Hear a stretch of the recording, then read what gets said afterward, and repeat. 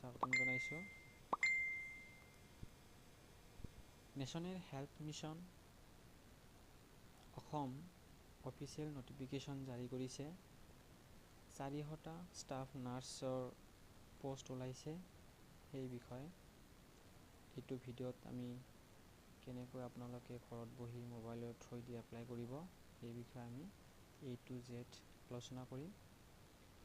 তো এই 400টা পোষ্ট ষ্টাফ নাৰ্ছৰ পোষ্ট অনলাইন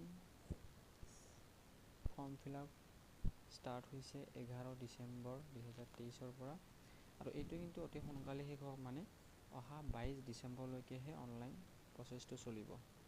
তো আপোনালোকে সোনকালে অনলাইন প্ৰচেছটো কৰি ল'ব। লগতে ইয়াৰ কোৱালিফিকেশ্যন লাগিব BSc নাৰ্ছিং আৰু GNM কোৰ্চ কৰা হ'লে আপুনি এপ্লাই কৰিব পাৰিব, কিন্তু পাছ হ'ব লাগিব।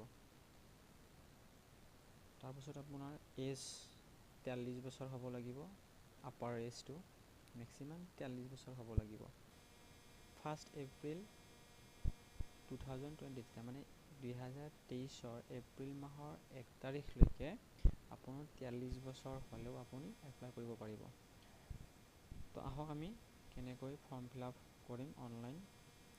তো মই ভিডিঅ'ৰ ডিছক্ৰিপশ্যনত এইটো অনলাইন ফৰ্ম ফিল আপৰ মই লিংকটো দি দিম, তাতে ক্লিক কৰি আপুনি এইটো ডাইৰেক্ট পেজত আহিব পাৰিব। তো আপুনি সেই লিংকত ক্লিক কৰিলে এনেকুৱা এটা ইণ্টাৰফেচ দেখা পাব। ইয়াতে চাওক 4টা ষ্টেপ ইয়াতে দিয়া আছে, মই দেখাই দিছোঁ আপোনাক। ইয়াতে এইটো এটা প্ৰথম একাউণ্ট আপুনি ৰেজিষ্ট্ৰেশ্যন কৰিব লাগিব।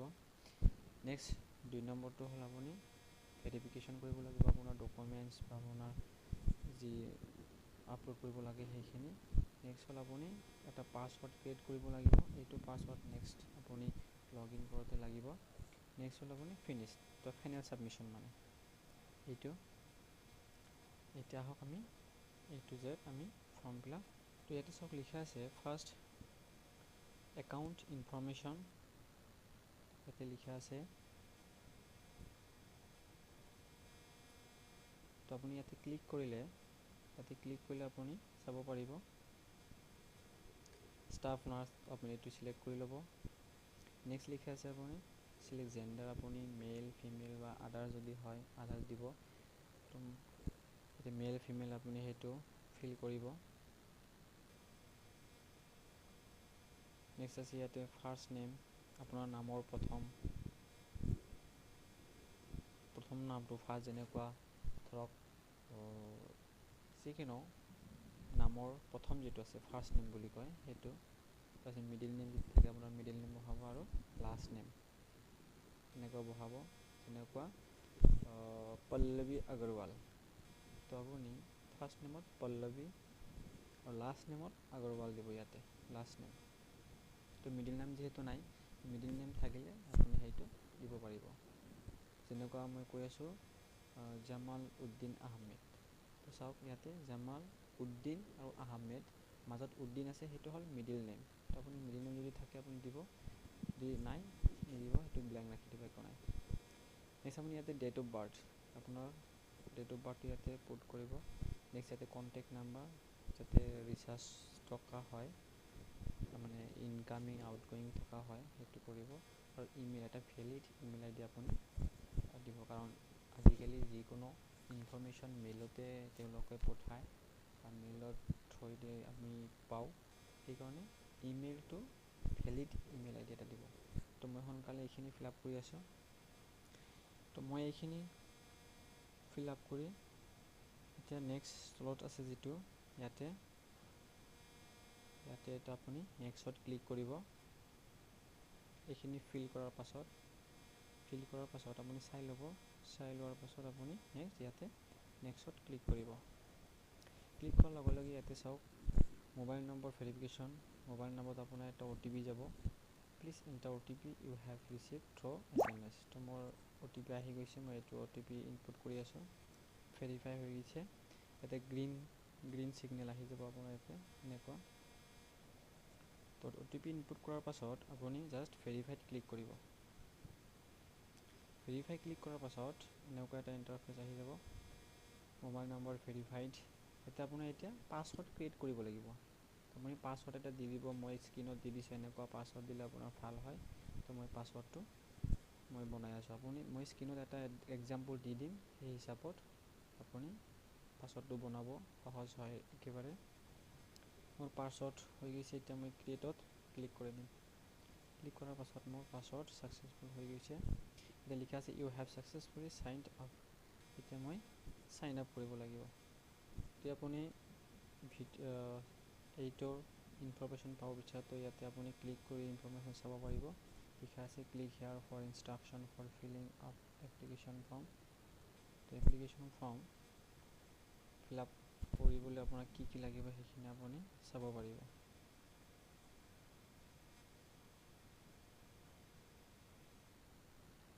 ইয়াতে কি কি লাগিব আপোনাৰ, ইয়াতে কি লাগিব instruction to be followed while filling up the application form। তো এপ্লিকেশ্যন ফৰ্ম ফিল আপ কৰোঁতে আমাক কি কি ডকুমেণ্টছ লাগিব, এছেঞ্চিয়েল কোৱালিফিকেশ্যন ডকুমেণ্টছ এইখিনি ইয়াতে দিছে। তো এইখিনি আপুনি চাই ল'ব। আপুনি লগ ইনত ইয়াতে 3 বটম আছে, লগ ইনত ক্লিক কৰিব। মই দেখাই দি আছোঁ, এই কৰ্নাৰ যিটো আছে লেফ্ট ছাইড কৰ্নাৰত ইয়াতে আপুনি ক্লিক কৰিব। ক্লিক কৰাৰ পাছত ইয়াতে 3টা অপশ্যন আছে, NHM লগ ইনত ক্লিক কৰিব। ইণ্টাৰফেচ দেখা পাব।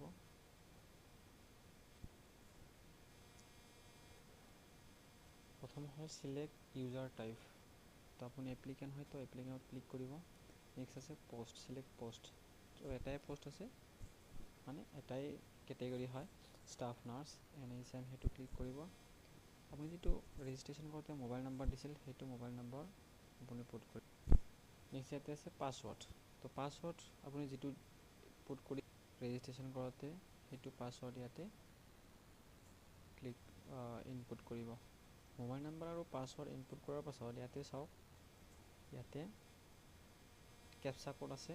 এইখিনি আপুনি ইয়াতে পুট কৰিব লাগিব। মই এইটো বহাই দি আছোঁ। তো এইখিনি মই ফিল আপ কৰিলোঁ। এতিয়া লগ ইনত ক্লিক কৰিব।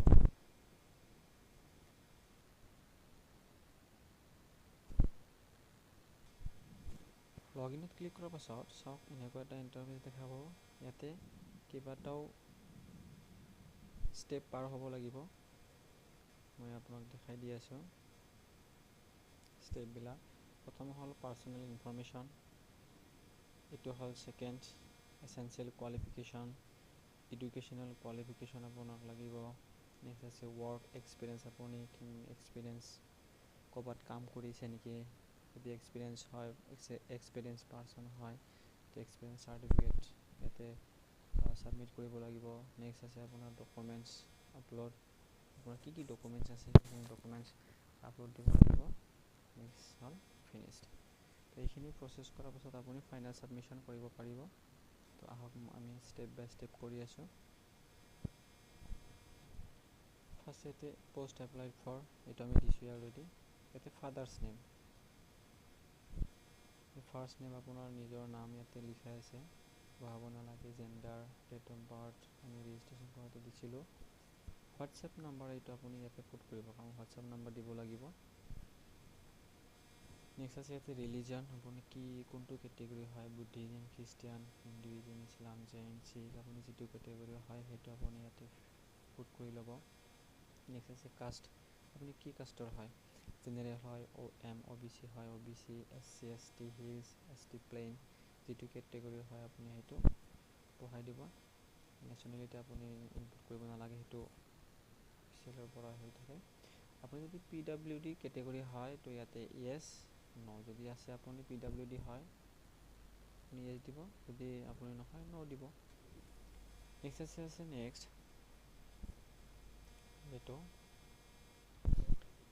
Assam nurses midwives and health visitor council registration number, আপুনি যিটো কোৰ্চ কৰিছে সেই কোৰ্চৰ ইয়াতে ৰেজিষ্ট্ৰেশ্যন নাম্বাৰ এটা আছে, ইয়াতে ৰেজিষ্ট্ৰেশ্যন নাম্বাৰটো আপুনি পুট কৰিব লাগিব ইয়াতে। নেক্সট নেক্সট আছে এমপ্লয়মেণ্ট এক্সচেঞ্জ চাৰ্টিফিকেট। এটা আপুনি এমপ্লয়মেণ্ট এক্সচেঞ্জ আপুনি নাম ৰেজিষ্টাৰ যিটো নাম্বাৰ হয় ৰেজিষ্ট্ৰেশ্যন নাম্বাৰ সেইটো ইয়াতে আপুনি বহাব লাগিব। নেক্সট আছে পাৰ্মানেণ্ট এড্ৰেছ কেয়াৰ অফ, ইয়াতে আপুনি ফিল আপ কৰিব লাগিব। নেক্সট হাউচ নাম্বাৰ, আপোনাৰ ঘৰ নম্বৰ, এইটো মেণ্ডেটৰী নহয় কাৰণ ষ্টাৰ মাৰ্ক নাই, ৰেড ষ্টাৰ মাৰ্ক। যিকেইটাত ৰেড ষ্টাৰ মাৰ্ক আছে সেইটো কিন্তু ফিল কৰা মেণ্ডেটৰী। এনেকুৱা এই ষ্টাৰ মাৰ্ক যিটো আছে সেইটো ফিল কৰা মেণ্ডেটৰী হয়।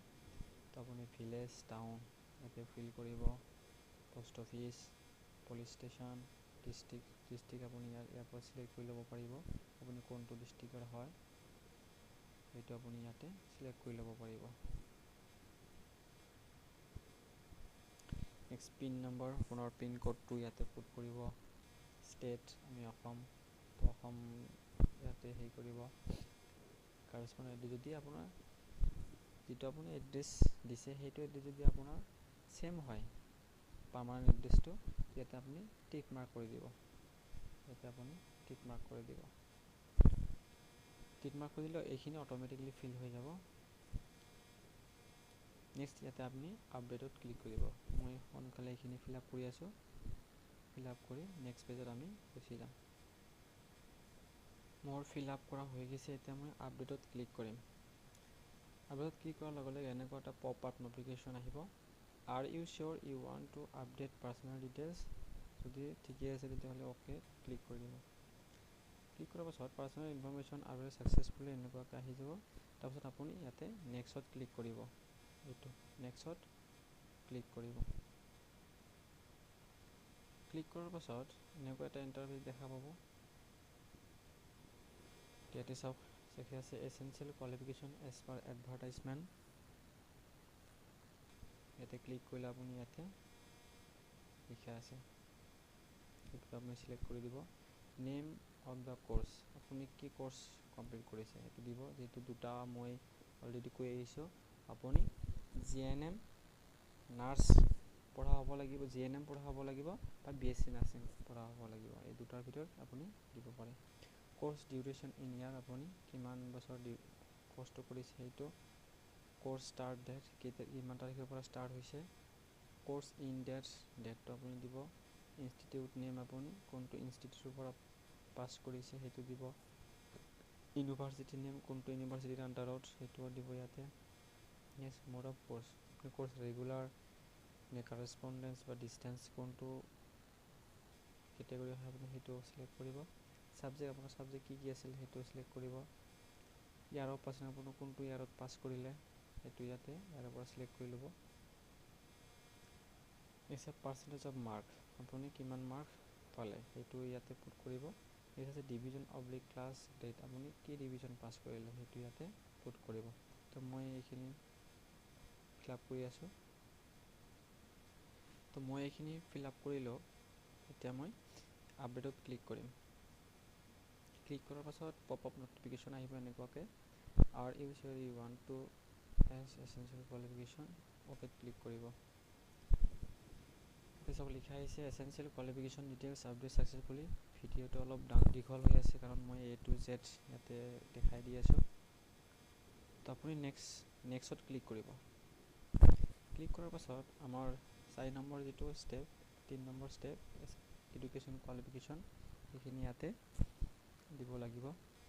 তো মই এইখিনি দেখাই দি আছোঁ। এক্সাম পাছ, আপুনি ইয়াতে চিলেক্ট কৰিব লাগিব আপুনি কি পাছ কৰিছে ইয়াতে দিব লাগিব। Next name of the exam ইয়াতে পুট কৰিব লাগিব। এনেকুৱাকৈ এইখিনি তো আপুনি পঢ়িলে গম পাব। ষ্ট্ৰীম আপুনি কি ছায়েন্স, আৰ্টছ, এইটো কমাৰ্চ, আদাৰ্ছ এইটো দিব।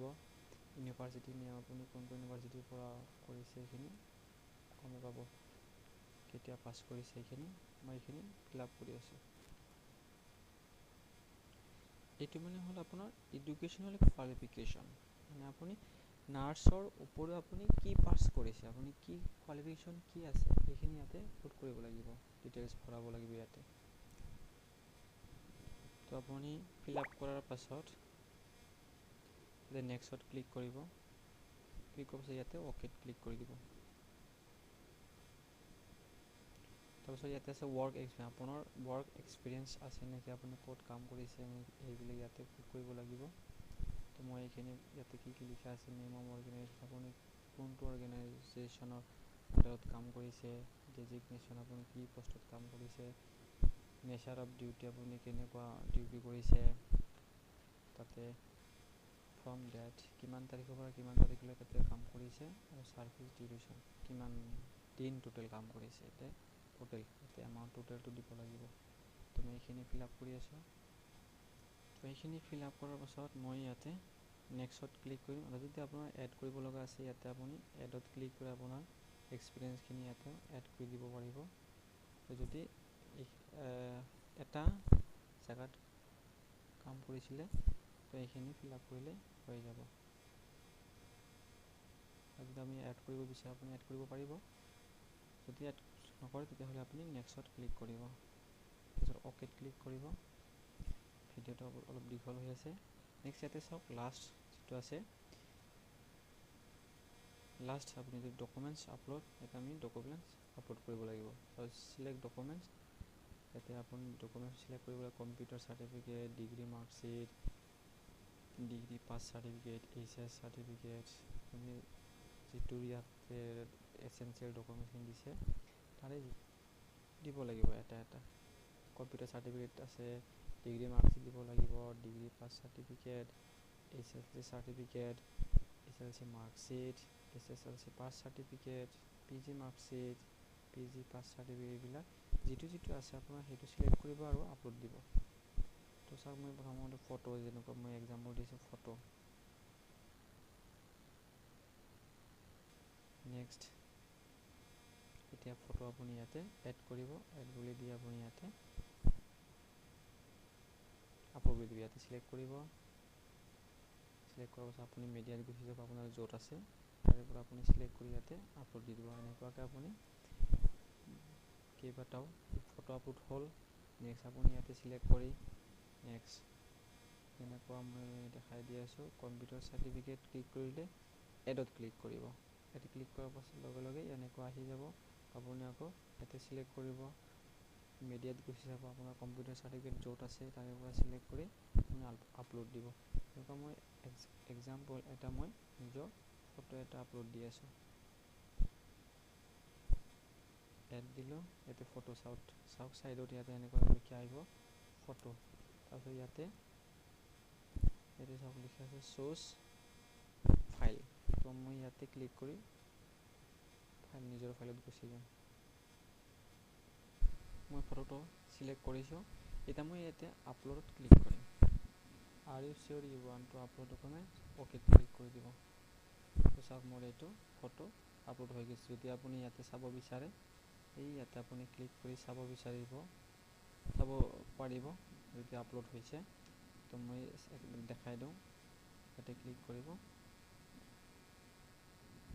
এইটো মোৰ ফটো দেখাই দি আছে, এনেকৈ আপুনি চাব পাৰিব। তো নেক্সট আপুনি এইখিনি যিখিনি আপোনাৰ ডকুমেণ্টছ আছে সেইখিনি আমি আপলোড কৰি, মই ইয়াতে দেখাই দিছোঁ, যি আপোনাৰ ইয়াতে সম্ভৱপৰ যিখিনি ডকুমেণ্টছ আছে সেইখিনি আপুনি আপলোড কৰি নেক্সট ইয়াতে নেক্সটত ক্লিক কৰিব। নেক্সটত ক্লিক কৰাৰ পাছত ইয়াতে ফিনিছ বুলি এনেকুৱাকৈ আহিব। তো আপুনি ইয়াতে লিখা আছে you can still edit application as required on or before last date of submission. আপুনি লাষ্ট ডেটত যেতিয়া আছে তাৰ আগে আগে আপুনি এইটো এডিট কৰিব পাৰে। যদি আপোনাৰ কোনো ভুল হোৱাৰ সম্ভাৱনা বা ভুল হৈছে ক'ৰবাত, তেতিয়াহ'লে আপুনি এইটো এডিট কৰিব পাৰিব। এতিয়া আপুনি ইয়াতে ক্লিক কৰি আপোনাৰ এপ্লিকেশ্যনখন দেখা পাব। তো ইয়াতে ক্লিক কৰি মই নিজৰ এপ্লিকেশ্যন চাব পাৰিব। থেংক ইউ ফৰ ৱাচিং মাই ভিডিঅ'। আশা কৰোঁ আপোনাৰ এইটো ভিডিঅ'ই আপোনাক উপকৃত কৰিব আপোনাৰ ফৰ্ম ফিল আপ কৰোঁতে আপোনাৰ নিজৰ মোবাইলৰ থ্ৰুৱেদি। তো চাওক মোৰ এইটো এপ্লিকেশ্যন, ইয়াতে A to Z ইয়াতে আহি গৈছে, চব আহি গৈছে। ইয়াতে আপুনি কি ইনপুট কৰিছে, আপুনি কি ডকুমেণ্ট দিছে, ইয়াতে এতিয়া চাওক মই যিহেতু ডকুমেণ্টছ এইবিলাক আপলোড কৰা নাই, মই পাছত আপলোড কৰিম যিহেতু ভিডিঅ'টো বহুত দীঘল হৈ আছে, তাৰ কাৰণে মই ডকুমেণ্টছখিনি নেক্সট মই আপলোড কৰিম। তো আপোনালোকে এনেকুৱা ষ্টেপ বাই ষ্টেপ এইবিলাক ডকুমেণ্টছ আপলোড কৰিব। মই চাওক ফটো মই আপলোড কৰিছোঁ ইয়াতে তেনেকুৱাকৈ আপলোডেড আহি গৈছে। তো বাকীখিনি চাওক ৰঙা চিয়াহে লিখি দিছে please upload documents if mandatory, আপোনাৰ ডকুমেণ্টছ আছে নেকি তো সেইটো আপলোড কৰক। তো এইটো আপুনি প্ৰিণ্ট কৰি থৈ দিব পাৰে, তলত ইয়াতে প্ৰিণ্ট অপশ্যনবিলাক আছে, প্ৰিণ্ট কৰি আপুনি ছেভ কৰিব পাৰিব। থেংক ইউ ফৰ ৱাচিং মাই ভিডিঅ'।